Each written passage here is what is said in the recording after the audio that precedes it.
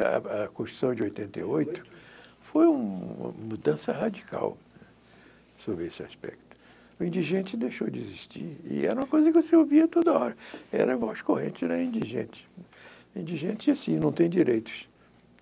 E como era a história, o senhor falar um pouco do indigente, da ética médica nas pesquisas, tinha algum tipo de preocupação sobre isso?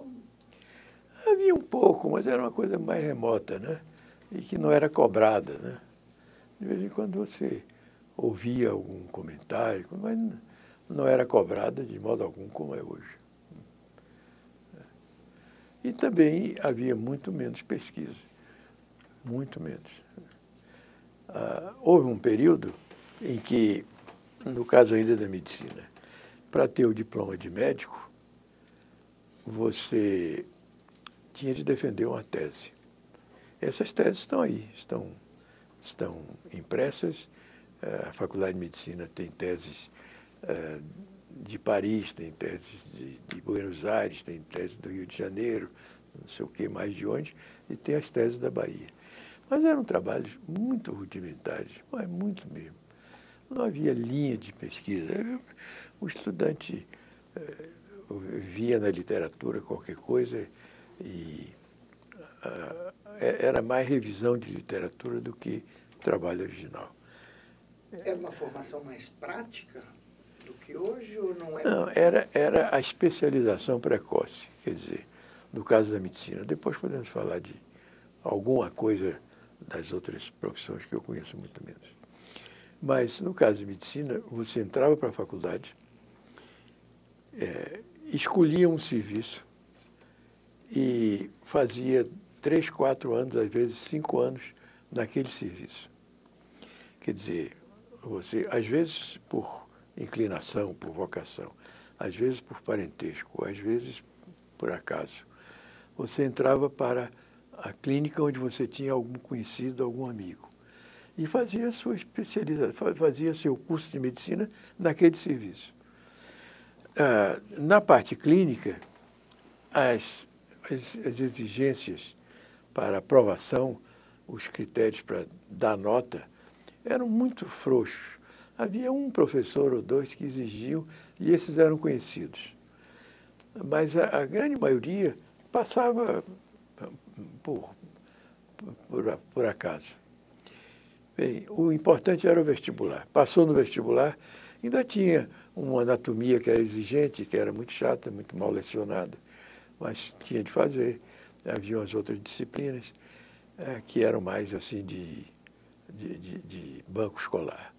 Mas a parte importante do curso, que era a parte médica, os últimos 3 a 4 anos, eram nessa base.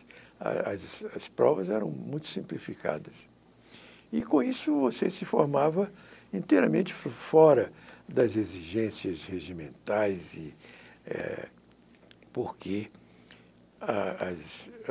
as provas eram julgadas muito simplesmente e você estava se especializando precocemente. Essa mudança veio lá depois da guerra, um pouco também da influência anglo-saxônica e tal, foram mudando algumas dessas coisas. E depois veio a fase, essa é a coisa em que eu estive mais envolvido, que foi a da reestruturação da universidade. Quer dizer, eu não sei até onde vocês têm bem presente, até a década de 1930, portanto, há poucos anos, 50 anos, 60 anos, não existiam universidades no Brasil.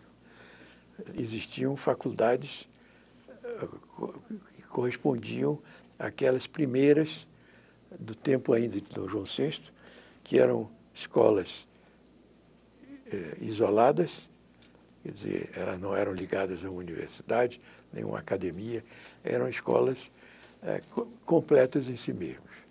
Então, se você fosse estudar, por exemplo, engenharia, né, você tinha a matemática da engenharia era da escola politécnica, a matemática da arquitetura era da escola de arquitetura, a matemática escola de ciências econômicas era da economia.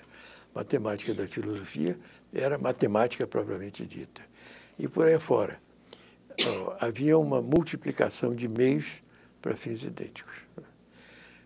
Para a física, a mesma coisa, química, geociências, ciências humanas, letras, tudo isso era fragmentado, o que não dava massa crítica de pessoal nem de equipamento para fazer pós-graduação nem para fazer pesquisa.